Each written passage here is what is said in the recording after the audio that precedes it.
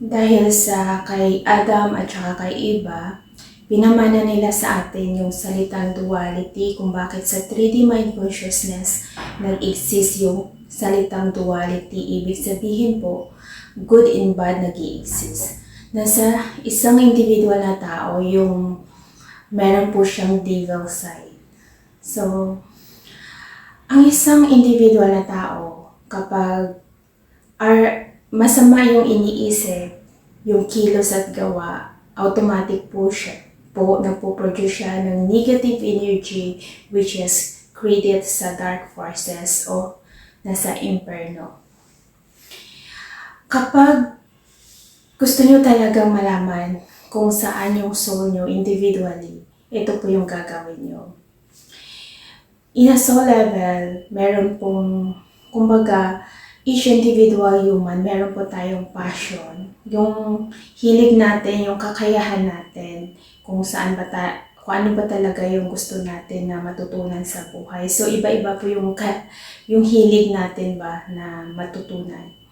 So, in the field of spirituality, meron pong mga card reader, which is, yung knowledge and understanding nila is to understand, to read the energy through card.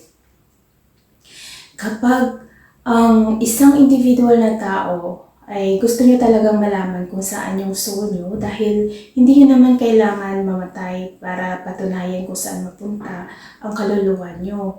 Pero habang nabubuhay po ang isang individual na tao kasi nag-crossover po kayo between dark and light. Depende po yan sa kung ano yung iniisip nyo, yung thoughts nyo, action, at yung words nyo. Yun, depende dyan sa mga gawain natin in this physical human world. Nag-up and down po tayo between the darkness and light. Kaya kung gusto nyo malaman, maghanap po kayo ng soul reader. Iparead nyo yung energy nyo. Kapag sinabi ng card reader na yung soul mo ay nasa darkness, ibig sabihin po, nasa imperno yung kaluluwa mo.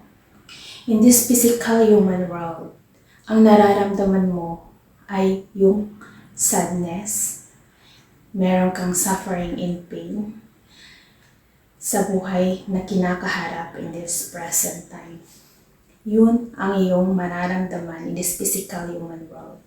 Kaya sa tuwing nalulungkot ang isang individual na tao, your soul is in the darkness.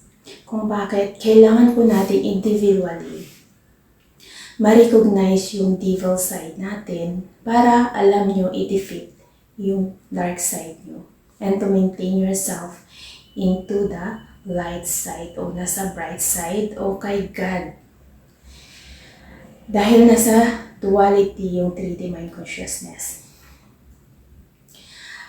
At bibigyan ko kayo ng isang halimbawa kung paano ba minamanipulate ng darkness yung human mind ng isang individual na tao.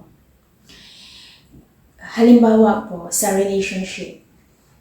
Kapag ang mag-asawa, kapag nakagawa yung isa sa kanila ng adultery, tapos nalaman nung isa, nung kanyang kinakasama, and then mostly, yung iba kasi, instead na patawarin nila yung taong nagkamali, ang ginagawa nila is yung to revenge, ginagaya po nila yung ginawa ng tao. So, we are in different event. Iba yung pangyayari sa bawat experience natin habang nabubuhay tayo.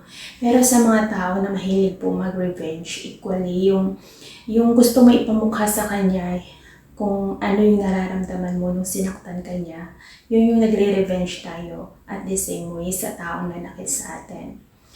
Actually po, kung i-realize natin sa sarili natin, hindi tayo galit sa ginawa niya, but instead,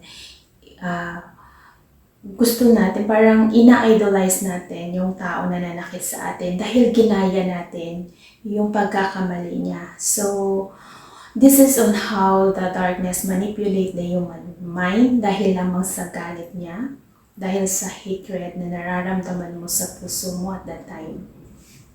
Dahil yung mental and emotional ng isang individual na tao ay imbalance at mataas po yung pride and ego at that time. Kung bakit nag-iisip tayo ng revenge equally, but hindi nyo ba na-realize niya yung pagkakamali niya? Nasa dark side na po siya nung sinaktan ka niya. Bakit mo ginaya? Inilagay mo din yung sarili mo sa kasamaan. Kung bakit ito yung isang paraan on how the darkness manipulate the human para makagawa po kayo ng kasalanan. In short po, niloloko niya po yung tao, parang deceive po siya. Parang niloloko ka niya na parang inuutok-utok ka lang niya. So once na ang isang individual na tao ay magkaroon ng self-realization sa sarili mo to understand the event, kapag ang isang tao ay nagkamali po at nagkaroon po siya ng moment na magkaroon ng peace of mind, this is the state of mind ng human na balance yung mental and emotional feelings niya, kung saan dito in this point kasi kaya mo nang ma-recognize yung tama at mali. Kung bakit yung mga tao na nakagawa ng pagkakamali at that time na nagkaroon sila ng magandang pag-iisip o nahimasmasan sila sa kanila na-realize yung pagkakamali nila, kung bakit ang pagsisisi ay laging nasa huli. Kaya po sana, this is only an example sa buhay natin na sana makatulong sa inyo individually to recognize your own devil side. Ang sinishare ko sa inyo ay kailangan nyo po patunayan sa sarili nyo. Dahil po, as a human po, dito sa mundo natin, our thoughts, our action, our words is created energy. Nag-create po siya ng energy. Dalawa lang po yung energy natin sa kabilang mundo. Isang positive energy na created kay God and isang negative energy na created sa impyerno. Kaya po, ang tao ay kaya mag-enter sa impyerno at kayang mag-enter into a kingdom of heaven na buhay. Hindi niyo po kailangan mamatay para kailangan niyo patunayan sa sarili niyo kung saan kayo makakapunta.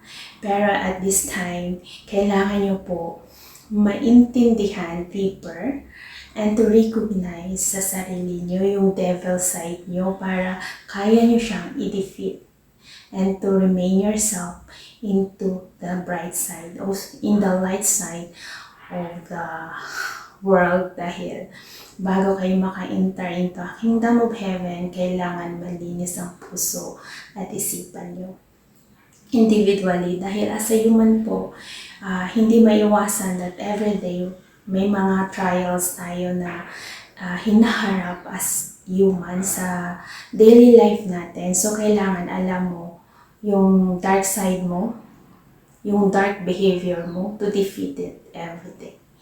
To remain yourself into the bright side. Dahil sooner naman ituturo ko sa inyo yung deep knowledge ng spirituality. More knowledge pa po yung dapat i-recognize ng bawat individual na tao pagdating sa field of spirituality. Dahil nga po, noong unang panahon, meron pong tao na naka-enter into a kingdom of heaven. Yung si Enoch ba yung pangalan nun?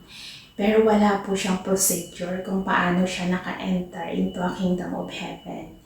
So, meron procedure po yan. At yan po, ay tuturo ko din sa inyo kung paano siya naka-enter into a kingdom of heaven. There's a lot of way to enter. Kaya, sana po makatulong sa inyo yung sinishare ko today para ma-recognize nyo po sa sarili nyo yung dark side nyo and to defeat it using the love sa mga puso nyo.